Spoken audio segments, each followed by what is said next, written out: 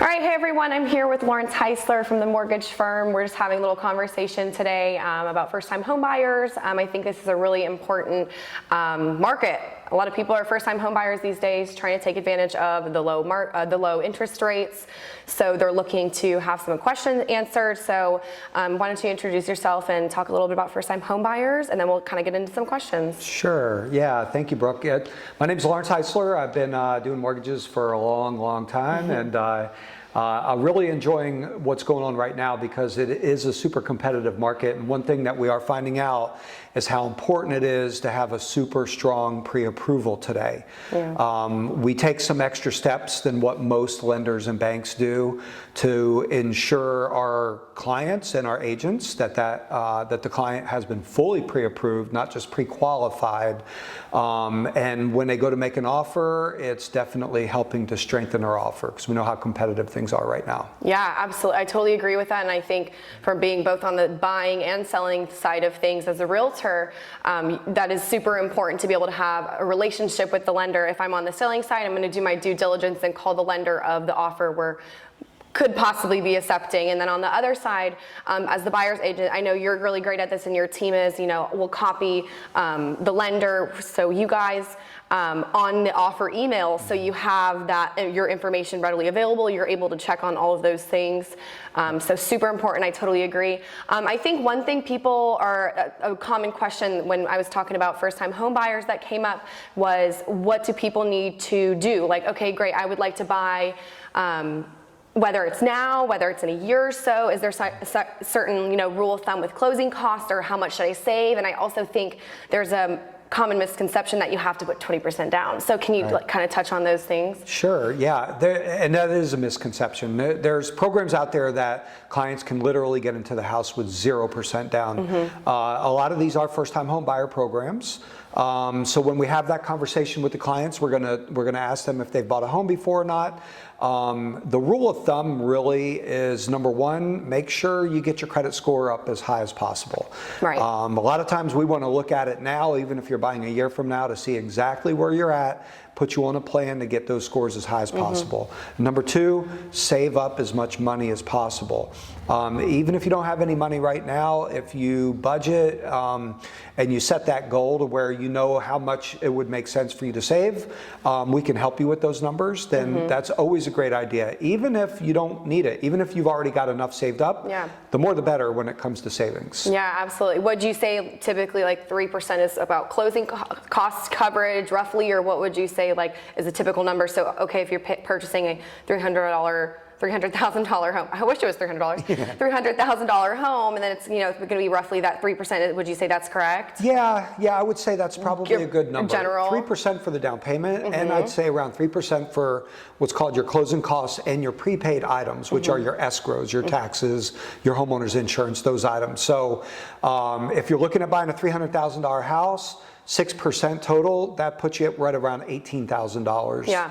Now, the money doesn't necessarily need to come from you. We're always looking for ways to bridge the gap. A lot of times that could be a relative, mom and dad, a close friend. There's a lot of ways to be able to get the money if you haven't saved up that much. So we don't want our buyers to get frustrated if they don't have that much saved up.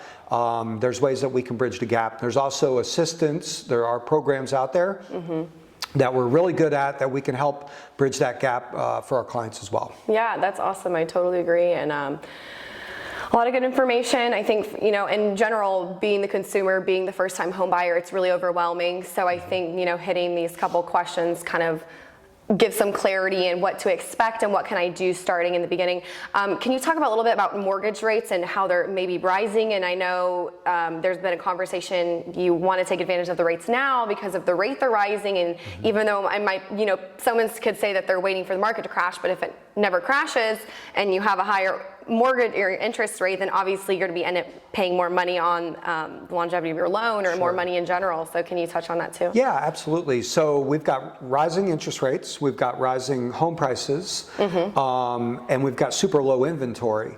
So the prices are probably not going to drop anytime in the near future. We're kind of blessed in Florida that we have a state that's very popular right now. There's tons of people that are moving into Florida or wanting to move to Florida, so it's raising the supply or the demand. Demand, absolutely. But the supply is still limited. So now is as good a time as any to buy. If the interest rate's rising, it's all relative. So when we look at where rates have been in the history of interest rates, they are still within about a 1% of the all-time lowest rates that were ever offered in the history of mortgages. We're talking 50 years. Yeah. So it's still a great time to buy. And your payment, I always encourage clients to look at what they're paying in rent and look at where rent is going in general. It keeps going up, and that's not going to stop. So instead of wasting that money, you know, your interest rate on rent is 100%. Yeah. Right? Exactly. So if you end up at 4.5%, it's not a bad rate considering you know, everything. And look, real estate is always going to be a great investment, even at times that were rough, or even if we start to see prices stabilizing. Over the long run, it's always going to be a great investment for folks. Absolutely. Well, Laurence, thank you so much for being here. Is any other thing you want to touch on that maybe we didn't touch on, or? No, the only thing I would say is that a lot of people have concerns about buying, and they're just afraid to come forward and find out. Yeah. Like, let's have that conversation. Yeah, ask the questions. You don't know unless you ask. Yeah, and a lot of times they won't realize that they're ready to go, or maybe they just need to work on one thing, and we can help them with that and get them in a good position to be a great buyer. I totally agree, and I think people are hesitant because of the market, but you don't know unless you try. You know, every situation is different, every circumstance is different, so definitely agree.